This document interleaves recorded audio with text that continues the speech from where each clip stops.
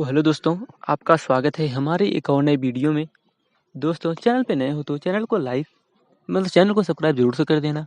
तो आइए बात कर लेते हैं कि पिछले एपिसोड में क्या हुआ था। तो पिछले एपिसोड में हमने देखा था कि जियोयान क्या कर रहा था। हाँ, सेंट्रल डेमोन पहुंच जाता है। उसके बाद यूजी से एक अर्थ स्क्रिप्चर प्राप्त करता है, एंसेस्ट्रल ड्रैगन स्क्रिप्चर। इसके बाद हो जाता है वहाँ पर, जहाँ पर वो थे ना, क्या कहते हैं उसको, डिंग चिंग, वहाँ रहता था, वहाँ पर जाता है। उसके बाद वो अब ना मेडिसिन इम्प्रेस मिलता है, ऐसे होता है। अब जाके आप पिछला एपिसोड देख सकते हो, मेरे को याद नहीं है ठीक से।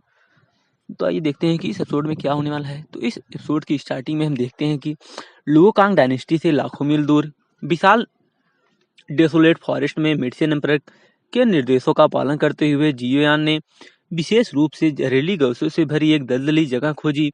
यहाँ की जहरीली गैस ने एक प्राकृतिक अवरोध का निर्माण किया जो अधिकांश सोर्स एनर्जी को अलग कर सकता था, जिससे यह मेडिसिन एम्पर के स्वास्थ्य लाभ के लिए एक उत्कृष्ट स्थान बन गया। सीनियर, अगला कदम क्या है? आमने सामने मौजूद विशाल संरचना पर ध्यान केंद्रित करते हुए जियोयान ने अपनी उत्तेजना को दबाते हुए गहरी आवाज में कहा, जब मैं इस विशाल संरचना से बाहर आऊंगा तो आप एम्परर फ्लेम्स की 8 धाराओं का उपयोग करके मेरे ऑर्गन्स, सिर, छाती और कंधों को क्रमशः जकड़ लेंगे। साथ ही बर्निंग टेक्निक ऑरा को मुक्त करके एम्परर फ्लेम को प्रज्वलित करेंगे। मुझे हार्ड फ्लेम स्पिरिट के नियंत्रण से मुक्त होने में लगभग 1 सप्ताह का समय लगेगा। इसके बाद मैं अत्यंत दुर्बल हो सकता हूँ और मुझे ठीक होने में काफी समय लगेगा। इस दौरान एम्परर फ्लेम को बुझाया नहीं जाना चाहिए। मुझे आपको यहाँ रहने के लिए बाध्य करना होगा। मेडिसिन एम्परर की आवाज में भी उत्साह की झलक थी, लेकिन उन्होंने शांत रहने की पूरी कोशिश की। अच्छा, जियोयान ने सिर हिलाया। कुछ कदम पीछे हटकर अपनी 10 उंगलियां फैलाई और उसकी उंगलियों के सिरे तेजी से वाइड में फैल गए, जिससे विशाल संरचना टूट गई। बूम! जैसे ही वह विशाल संरचना टूटी, उसमें से आग का एक अत्यंत तीव्र विस्फोट हुआ। सौभाग्यवश ऊपर मौजूद घनी विषैली गैस ने नई आग को बाहर फैलने से रोक दिया। होली आर्टिफैक्ट ऑरा के दमन के बिना हार्ड फायर स्पिरिट द्वारा नियंत्रित मेडिसिन एम्परर भीतर से प्रकट होते हुए दहाड़ उठा। उसकी लाल आंखें जियोयान पर टिकी हुई थी, मानो वह उस पर झपटने के लिए तैयार हो। हंसना, जियोयान ने अपने हाथ नीचे किए और उसके भीतर और उसके शरीर से 8 एम्परर फ्लेम्स निकली, जिनमें से प्रत्येक का रंग अलग था। उसके कुशल नियंत्रण में वे ज्वालाएं क्रमशः हार्ड स्पिरिट के ऑर्गन्स, सिर, छाती और कंधों पर गिरी। फ्लेम्स के गिरते ही हार्ट स्पिरिट जम गई, फिर वही स्थिर खड़ी रह गई। उसके मन में purple golden fragment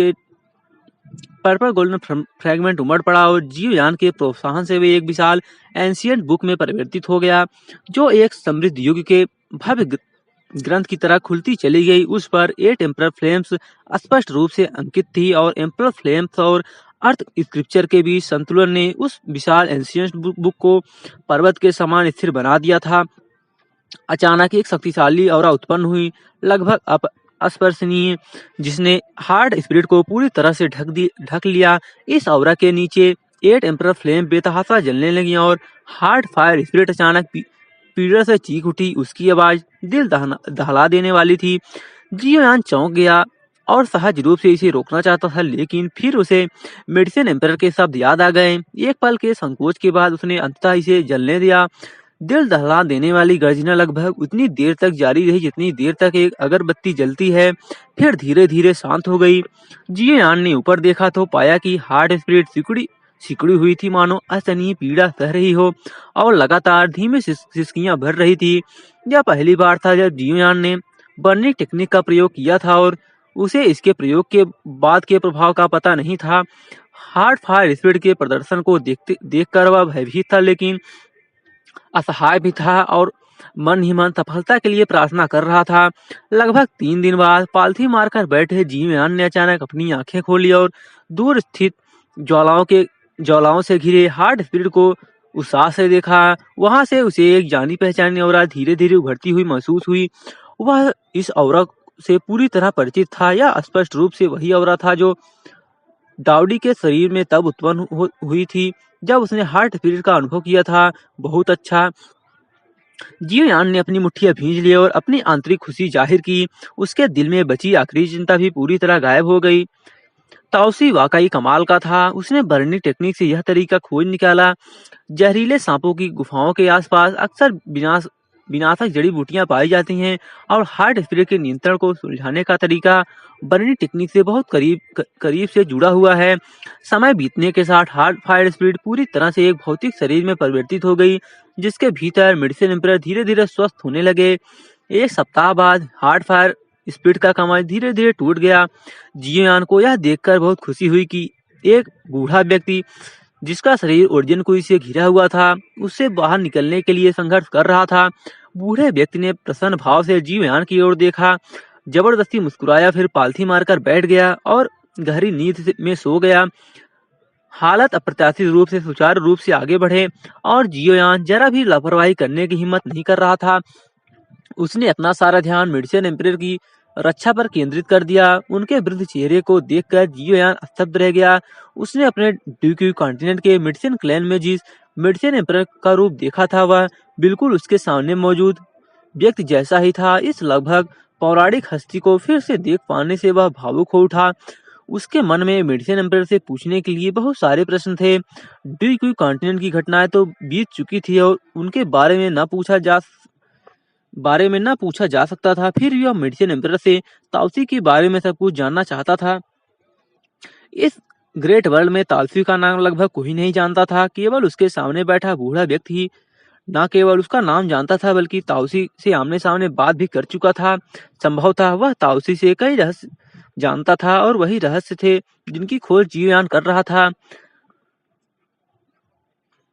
burning technique और नॉर्दर्न काइंग माउंटेन केव में ताउसी द्वारा छोड़ी गई फ्लेम के बारे में सारी जानकारी ने उसे बहुत उलझन में डाल दिया था। केवल मेडिसिन एम्परर ही इन रहस्यों को सुलझा सकते थे। देखते ही देखते 1 महीना बीत गया और मेडिसिन एम्परर के जागने के कोई आसार नहीं दिखे। जियोयान का शांत मन अधीर होने लगा। सारे रहस्यों को सुलझाने की कुंजी उसके सामने थी, लेकिन लंबे समय से वह उसे खोल नहीं पा रहा था, जो उसके लिए बहुत कष्टदायक था।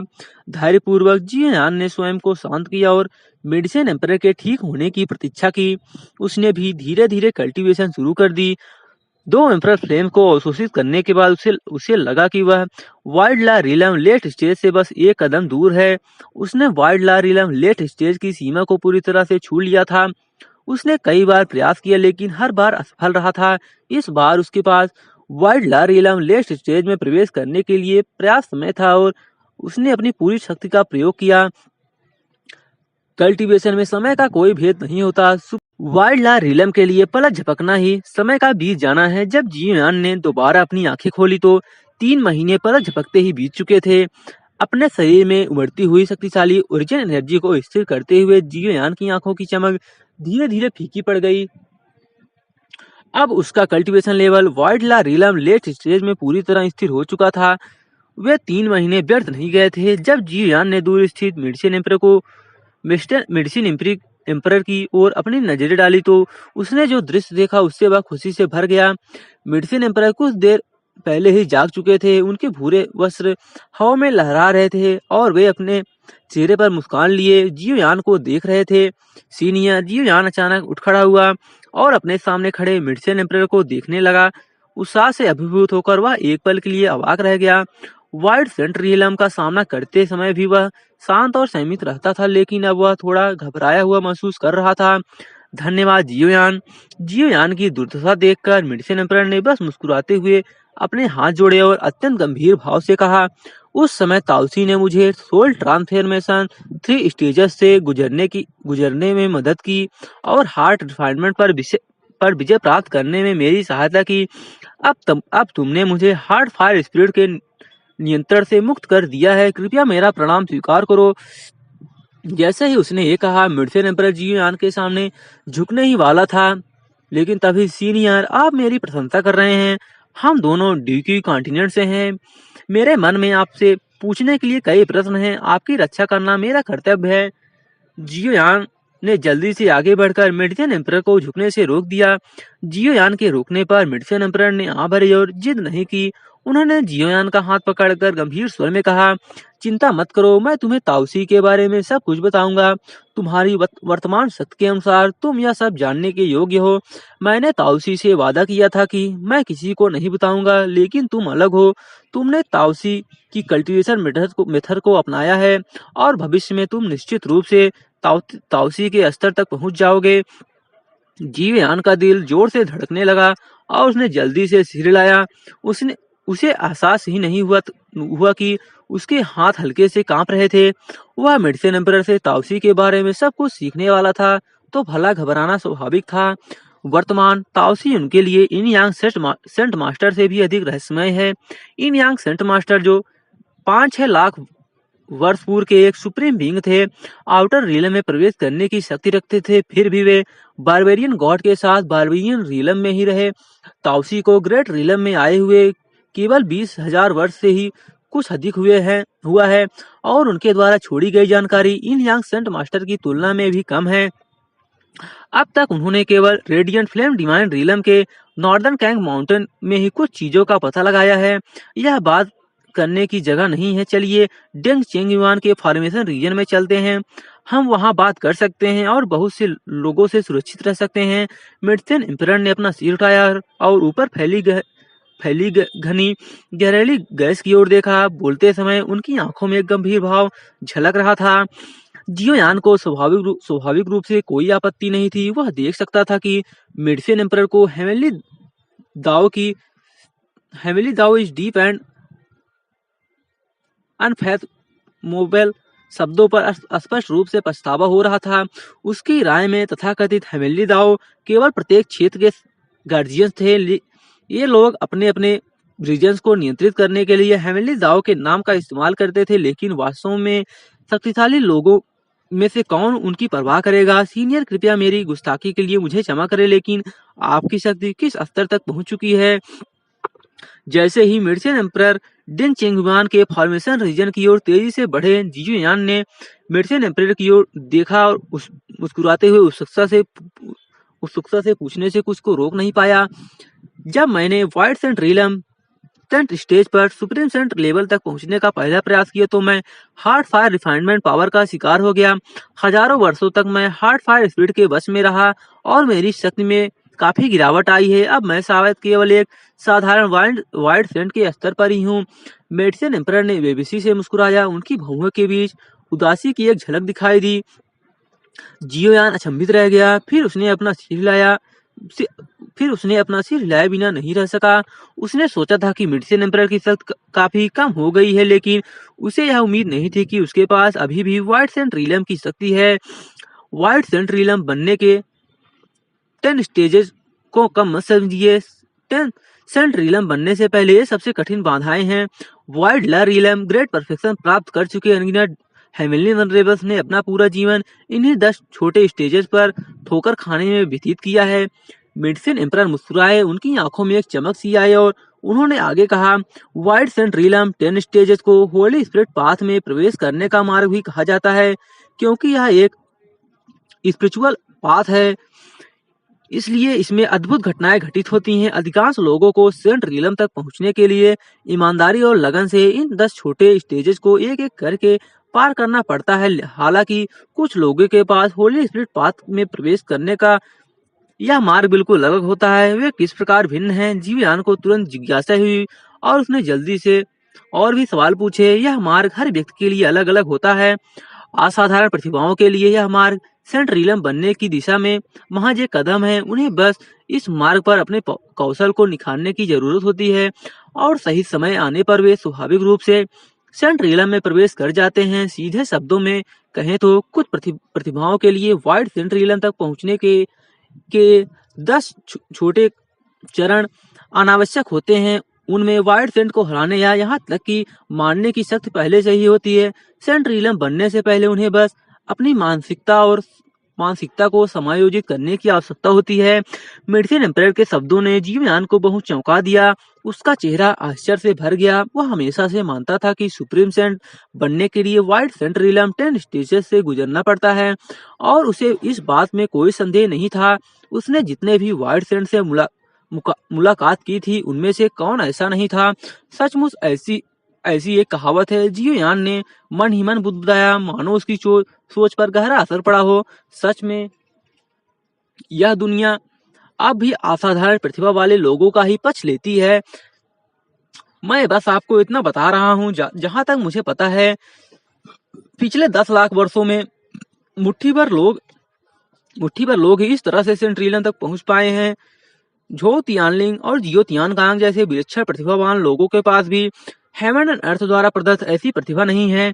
इन यांग सेंट मास्टर उनमें से एक है। अधिकांश लोगों को अभी भी ईमानदारी से और चरणबद्ध तरीके से कल्टीवेशन करनी पड़ती है। मेडिसिन एम्परर मुस्कुराया और सांत्वना भरे शब्द कहे। जियोयान कुछ देर सोच में डूबा रहा। थोड़ी देर बाद मानो उसे कुछ सूझा हो, उसका चेहरा अचानक बदल गया। उसने जल्दी से यूजी की स्टोरेज ड्रिंक से कई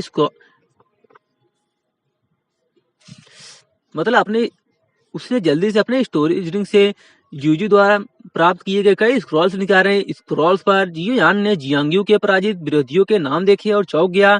क्या यह आदमी अब जो कर रहा है वही वास्तव में स्किल टेम्परिंग पाथ है? क्या गलत? जियोयान की अचानक हरकत देखकर मेडिसिन एम्परर ने धीमी आवाज में कहा, सीनियर, शायद हम भी इन यांग सेंट मास्टर इरा में ही जी रहे हैं। जियोयान ने मेडिसिन एम्परर की ओर देखा, एक व्यंग्यात्मक मुस्कान दी और स्क्रॉल उन्हें सौंप दिया। उसकी स्पिरिचुअल पावर ने उस पर तेजी से प्रभाव डाला और वह पहले से ही सारी बातें जान चुका था। मेडिसिन एम्परर ने अपनी भौहें उठाई और गंभीर स्वर में कहा, यह जियांगयू नाम का लड़का बहुत बहादुर है। इसने सेंट्रल रीजन के लगभग सभी प्रतिभाशाली योद्धाओं से लड़ाई की और कभी पराजित नहीं हुआ है। उसके पास सर्वशक्तिशाली फिजिकल स्ट्रेंथ है जो युगों से एक दुर्लभ प्रतिभा रही है। हालांकि मैंने कभी कल्पना नहीं की थी कि उसके पास इन यांग सेंट मास्टर जैसी प्रतिभा होगी। जियोयान ने खुद को संभाला, दांत भीजे और उसकी आंखें चमक उठी। क्या उसे इतने शक्तिशाली प्रतिद्वंदी का सामना करने से डरना चाहिए या उत्साहित होना चाहिए? वह बहुत शक्तिशाली है, लेकिन इस युग में वह एकमात्र नायक नहीं है। मेडिसिन एम्परर ने हल्की मुस्कान के साथ धीरे से कहा, नाइन डिथाबर ने अराजकता फैलाई है, वह दुनिया का एकमात्र नायक नहीं है। जियोयान, मुझे ताओसी के प्रति अत्यंत सम्मान है। मैं लगभग आंखें बंद करके उस पर भरोसा करता हूँ। क्या तुम मेरी बात समझ रहे हो? मेडिसिन एम्परर की गहरी आवाज जियोयान के कानों में गूंज उठी, जिसमें एक छिपा हुआ अर्थ था। जियोयान कुछ पल चुप रहने के बाद हल्के से सिर हिलाते हुए बोला, भले ही उसके पास इतनी ताकत हो, मुझे नहीं लगता कि मैं उससे बहुत कमजोर हूँ। आपके पास एक अदम्य हृदय होना चाहिए। हार्ट फायर हमें केवल दर्द से कहीं अधिक देती है। यह देखकर मेडिसिन एम्परर मुस्कुराए और गंभीरता से बोले, यह सुनकर जियोयान मुस्कुराया। मेडिसिन एम्परर के शब्द उसके मन में गहरे प्रभाव डाल रहे थे। उसने अनगिनत फायर ट्रायल झेली थी, हर बार अपनी जान जोखिम में डाली थी। उसकी शक्ति और दृढ़ विश्वास जियांग्यू से कम नहीं थे। भले ही जियांग्यू इन यांग सेट मास्टर के समान अद्वितीय प्रतिभा का धनी था। अगर हम थोड़ा पीछे जाकर भी देखें तो इन यांग सेंट मास्टर जैसा शक्तिशाली सुप्रीम बीइंग भी आउटर हेवन कैलेमिटी के सामने निष्क्रिय पड़ा रहा और कार्रवाई करने में संकोच करता रहा। तो फिर जियांग्यू में ऐसा क्या डरावना है? यह सोचकर जियोयान का सारा गुस्सा गायब हो गया। प्रतिद्वंदी के रूप में जियांग्यू की ताकत ने उसे और भी उत्साहित कर दिया। जियोयान में आए बदलावों को देखकर मेडिसिन एम्परर ने खुशी से सिर हिलाया। जियोयान का स्वभाव पहले के मुकाबले कहीं बेहतर था। बर्निंग टेक्निक के साथ वह निश्चित रूप से ताओसी के पदचिन्हों पर चलेगा और यह ग्रेट वर्ल्ड का अंतिम गंतव्य नहीं होगा। कई दिनों बाद वे एक बार फिर डिंग चेंगयुआन के फॉर्मेशन रीजन में लौटे। डिंग जियू अभी भी कहीं नजर नहीं आ रहा था। युआन रोंग ने जब जियोयान को देखा तो उसे ऐसा लगा जैसे किसी चूहे को बिल्ली दिख गई हो। उसने सहज ही वहां से खिसकने की कोशिश की, लेकिन फिर उसे कुछ याद आया। उसने जियोयान को हल्के से नमस्कार किया और बिना कुछ बोले घर में घुस गया। जियोयान ने युआन रोंग की विचित्रता पर कोई ध्यान नहीं दिया। यह आदमी हमेशा से ही सनकी था, बिल्कुल डिंग जियू की तरह। मेडिसिन एम्परर ने युआन रोंग को घर में प्रवेश करते हुए बड़ी दिलचस्पी देखा, मुस्कुराया और कुछ नहीं कहा। मास्टर डिंग नेदरवर्ल्ड फ्लेम को अलग करने के लिए सेक्लूजन कल्टीवेशन में है, जिसमें काफी समय लगने की उम्मीद है। यहाँ कुछ लोगों के अलावा किसी को भी इस बारे में पता नहीं है। सीनियर, क्या आप हमें अभी बता सकते हैं? पत्थर की मेज पर मेडिसिन एम्परर के सामने बैठे हुए जियोयान ने गहरी सांस ली। उसकी आवाज थोड़ी कांप रही थी। ताओसी अब इस ग्रेट वर्ल्ड में नहीं है, उन्हें इस लोक से परे आउटर हेवन में जाना चाहिए था। मिर्सियन एम्परर ने जीवयान की ओर देखा और शांत भाव से बोले। यह सुनकर जीवयान ने चुपचाप सिर हिलाया। उसने बहुत पहले ही इसका अनुमान लगा लिया था। हालांकि उसे इस बात पर काफी आश्चर्य हुआ कि ताओसी सीधे आउटर हेवन चला गया, जिससे इन यंग सेंट मास्टर भी भयभीत थे। उस समय जब मैं ग्रेट वर्ल्ड में आया तो मैंने रेडियंट फ्लेम डिवाइन रीजन में अपना निवास स्थान बनाया। क्योंकि मेरी सोल पावर परिवर्तित नहीं हो सकती थी, इसलिए मैं केवल ओरिजिन एनर्जी कल्टीवेशन पर ध्यान केंद्रित कर सका। मैंने कई हार्ड फायर रिमाइंड प्रक्रियाओं से गुजरा और लगभग बीच में ही मरते मरते बचा। मेडिसन एम्परर ने अतीत को याद करते हुए धीरे धीरे बात की और उन्होंने जो कहा वह जीवयान द्वारा सुनी गई खबरों से पूरी तरह मेल खाता था। बाद में मेरी मुलाकात ताओसी से नॉर्दर्न कांग माउंटेन में हुई। इस समय जीवयान की नसें अचानक तन गई और वह एक भी शब्द छूट जाने के डर से सीधे बैठ गया। उस समय ऐसा लग रहा था कि वह अभी ब्यूकी कंटिन्यू से आया है। हालांकि जब मैं पहली बार आया था तब मैं जितना अस्वस्थ था वह वैसा नहीं था। वह सीधे नॉर्दर्न कांग माउंटेन पर प्रकट हुआ। उसके लंबे चोगे पर ज्वालाएं बह रही थी और उसका व्यवहार गर्मामय और प्रभावशाली था। वह ऐसा नहीं लग रहा था जैसे अभी भी ग्रेट वर्ल्ड में आया हो। उससे बात करने के बाद मुझे पता चला कि वह नॉर्दर्न कांग माउंटेन से कभी बाहर नहीं निकला था। उससे मेरी मुलाकात संयोगवश हुई। चूंकि हम दुई कॉन्टिनेंट से आते हैं इसलिए हमारे बीच बहुत कुछ समानता है। मैं उनसे बातचीत करने के लिए कई बार नॉर्दर्न कांग माउंटेन पर जा चुका हूँ। एक बार मैंने उन्हें पर्वत के नीचे आने का निमंत्रण दिया था, लेकिन उन्होंने बिना कारण बताए मना कर दिया। इस पर मेडिसिन एम्परर ने कड़ी मुस्कान के साथ कहा। बाद में उसने 1 वर्ष से भी कम समय में हेवनली वनरेबल लेवल प्राप्त कर लिया और मेरी आंखों के सामने ही सुप्रीम सेंट लेवल तक पहुंच गया। मैं इतना हैरान था कि लगभग बेहोश हो गया था। एक सुप्रीम सेंट का जन्म कम से कम पूरे क्षेत्र को चिंतित कर देना चाहिए, लेकिन उसने इतनी सहजता से सुप्रीम सेंट लेवल प्राप्त कर लिया। यदि मैंने स्वयं अपनी आंखों से उसके द्वारा निर्मित धर्मा आइडल ना देखी होती तो चाहे अब मुझे जान से मार दे, मैं कभी विश्वास नहीं करता। यह सुनकर जीवयान की भीगी हुई मुट्ठियां पसीने से तर हो गईं, मानो वह कोई मिथक सुन रहा हो और वह मेडिसिन एम्परर की कही बातों से पूरी तरह से अस्तब्ध रह गया। ताओसी मनुष्य नहीं है। जीवयान केवल इन्हीं शब्दों से खुद को दिलासा दे सका। 1 साल में सेंट रीलम तक पहुंचना अब प्रतिभा की बात नहीं रह गई थी। वह निश्चित रूप से इंसान नहीं है। मेडिसिन एम्परर ने आह भरी और कहा, शायद उसका भाग्य संसार से के परे आउटर हेवन में ही लिखा हो। ग्रेट वर्ल्ड उसके लिए मात्र एक अस्थायी स्थान है, इसलिए वह पर्वत नहीं छोड़ेगा। उसके लिए बाहर आने की कोई आवश्यकता ही नहीं है। यह सुनकर जीवयान ने अपनी बड़ी मुश्किल से अपनी बात कही। मेडिसिन एम्परर के शब्दों ने उसे चक्कर दिला दिया था। अगर स्वयं मेडिसिन एम्परर ने ये सब ना कहे होते तो वह इसे एक मजाक समझकर हंस देता। उसके बाद उन्होंने मेरे लिए सोल ट्रांसफॉर्मेशन 3 स्टेजेस संपन्न की, जो बहुत ही आसानी से पूरी हो गई।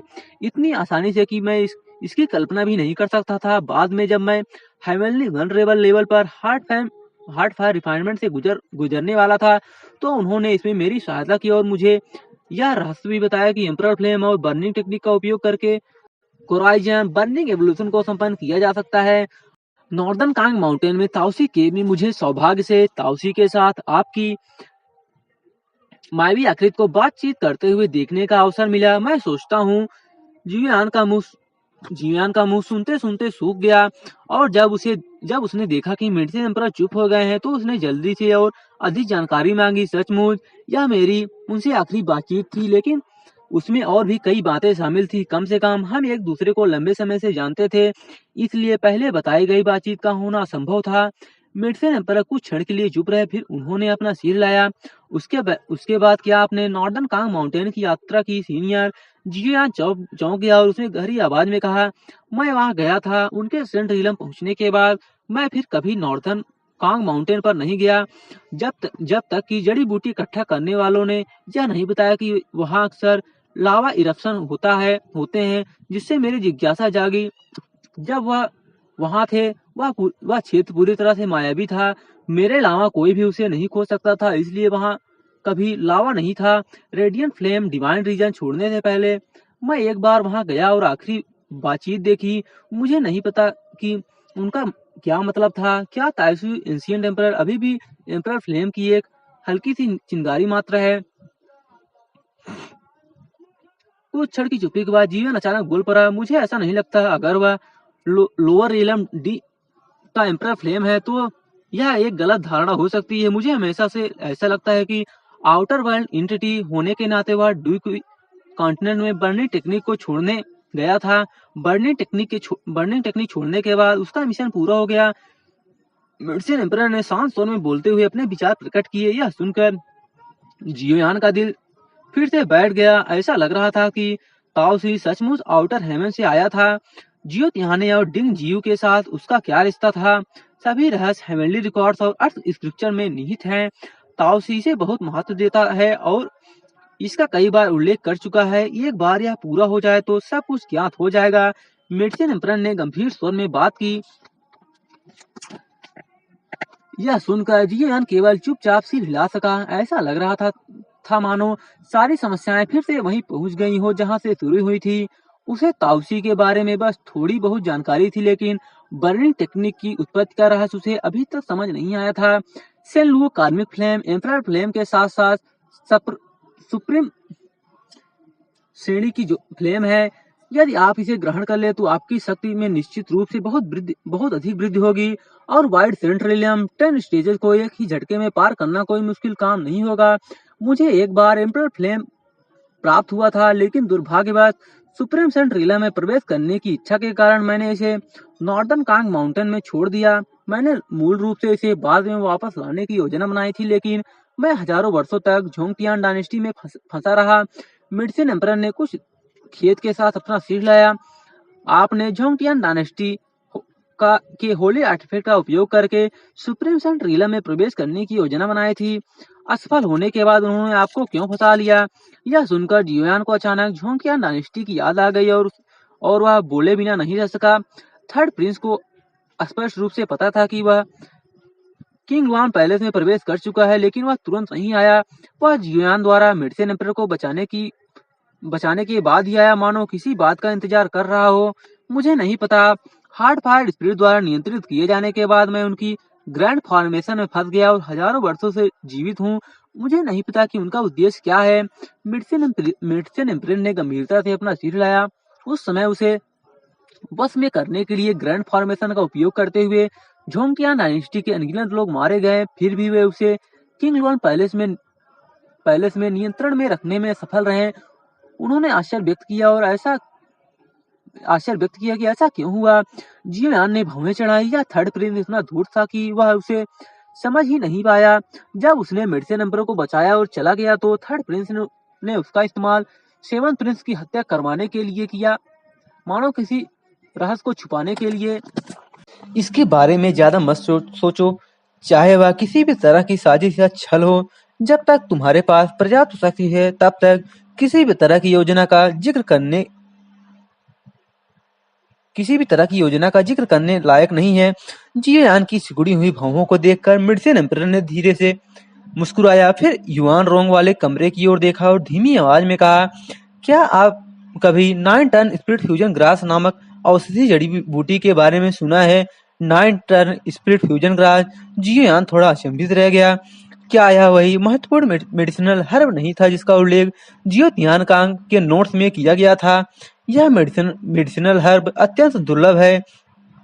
यह एक बहुमुखी सहायक जड़ी बूटी है। इसे एल्केमी में मिलाने से किसी भी पिल के औषधि गुणों पर कोई असर नहीं पड़ता, बल्कि इसका एक मजबूत सही क्रियात्मक प्रभाव भी होता है। मैंने एक बार संयोग से इसे नॉर्दर्न कांग माउंटेन के गहरे भाग में देखा था, लेकिन दुर्भाग्य से ताउसी ने इसे तोड़ लिया था।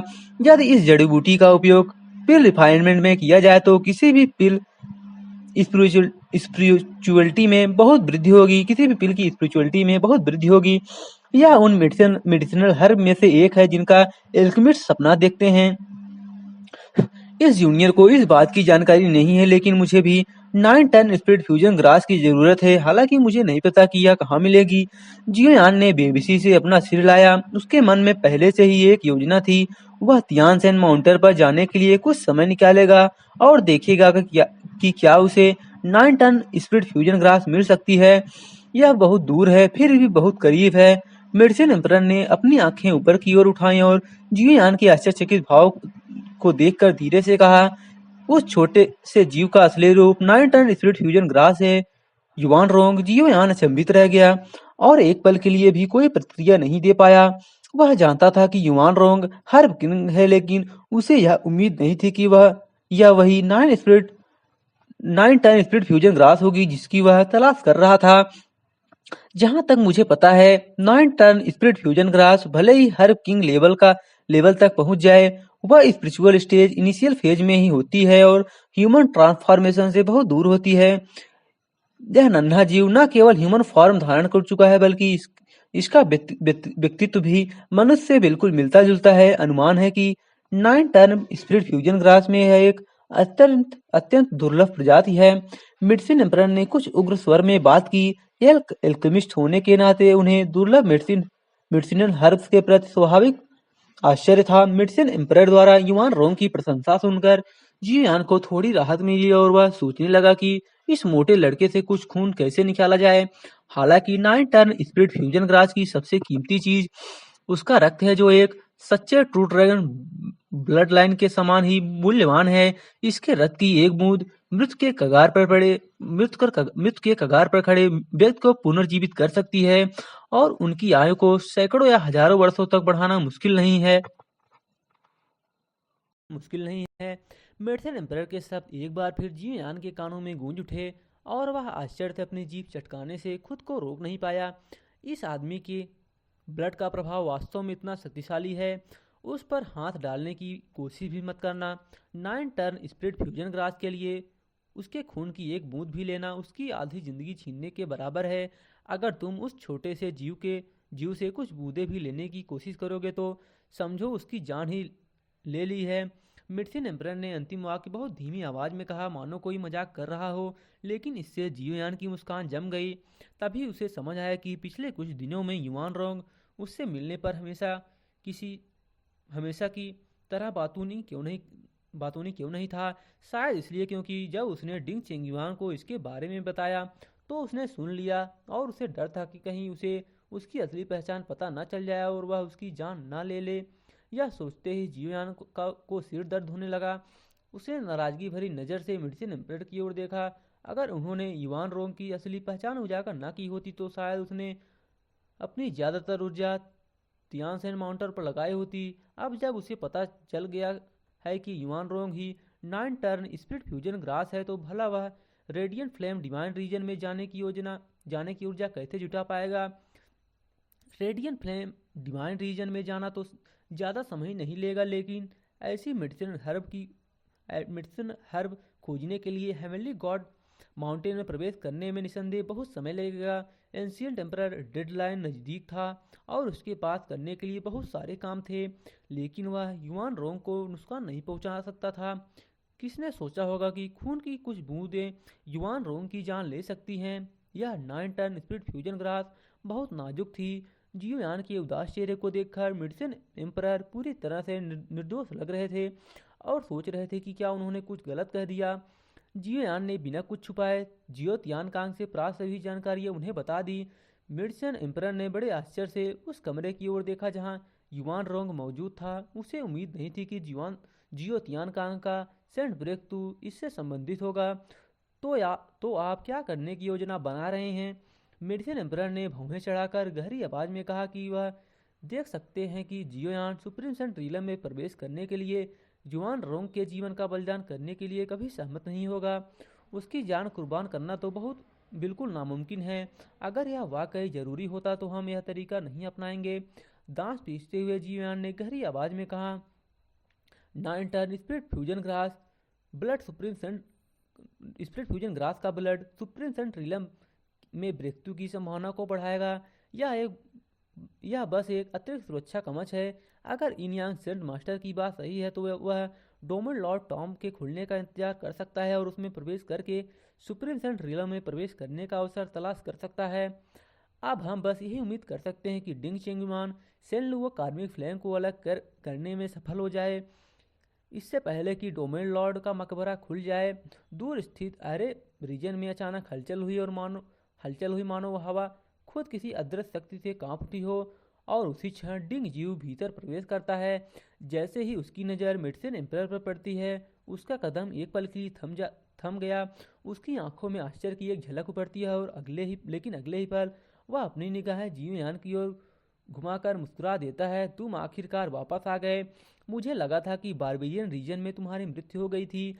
जीवयान हल्के से हंसता है, उसकी आंखों में पुरानी दृढ़ता झलकती है। मैं इतनी आसानी से कैसे मर सकता हूँ?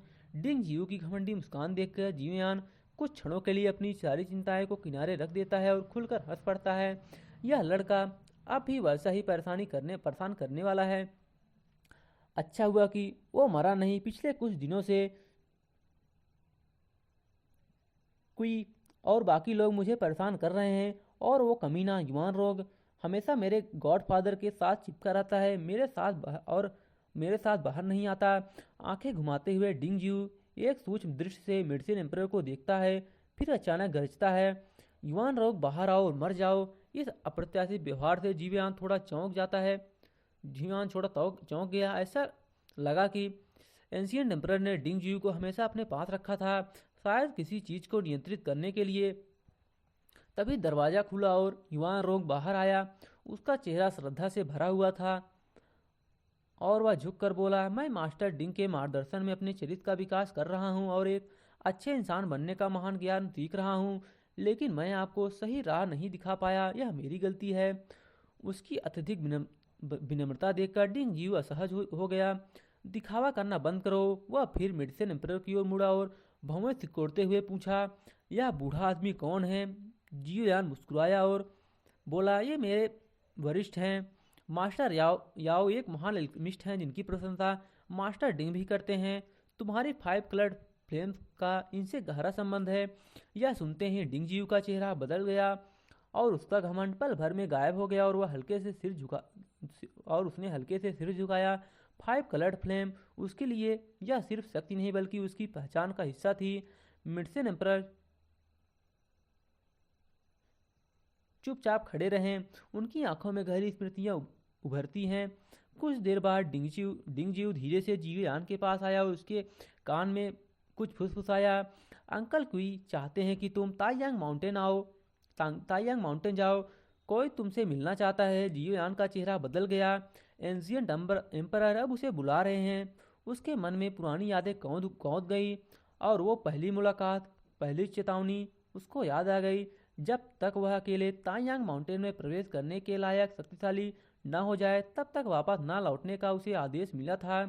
तो अब क्यों? क्या यह दंड है? जैसे ही वह इन विचारों में डूबा हुआ था, अचानक मिडसन एम्परर की गहरी आवाज़ गूंजी, मैं जानता हूँ कि वह फ्लेम क्या है। जब ताउसी ने सुप्रीम सन ट्रीलम में प्रवेश किया था, तो उसने स्वयं उस दीपक को जलाया था और उस पर यह फ्लेम रख दी थी। कमरा अचानक भारी हो गया। यह एक डिवाइन फ्लेम है। यह शब्द बिजली की तरह जियोयान के भीतर गूंज गया। यह डिवाइन फ्लेम जो शायद आउटर वर्ल्ड से आई है, क्या वह इसे अब्जॉर्ब कर सकता है? जैसे ही यह विचार उसके मन में आया, मिडसन एम्परर की आवाज़ फिर से गूंजी, तुम इसे निगल नहीं सकते। यह आउटर वर्ल्ड से संबंधित है। जब तक तुम उस स्तर तक नहीं पहुंचते, तुम इसका अधिकार नहीं पा सकते। हेवनली रिकॉर्ड्स और अर्थ स्क्रिप्चर्स भी बेकार होंगे। जियोयान ने गहरी सांस लिया और उसकी आंखों में अब अस्पष्टता है। उसका इरादा बदल चुका था।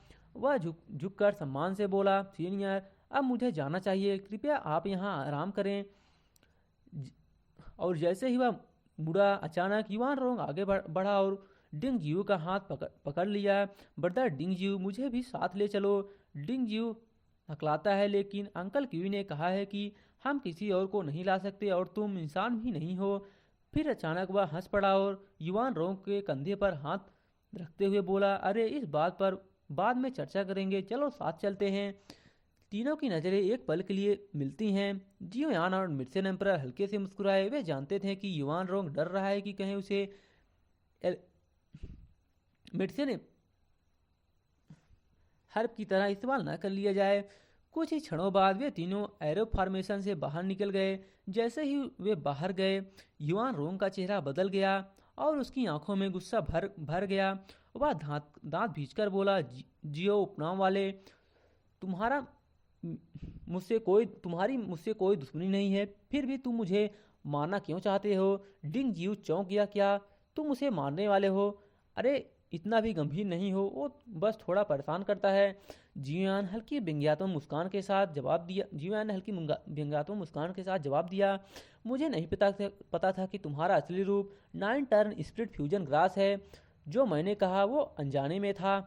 वह गंभीर होकर आगे कहता है, आज डिंग जियो के सामने मैं जियोयान वादा करता हूँ, मैं तुम पर हाथ नहीं उठाऊंगा। कुछ क्षणों की चुप्पी के बाद युआन रोंग का चेहरा थोड़ा नरम पड़ गया और हवा में तनाव धीरे धीरे घुलने लगा।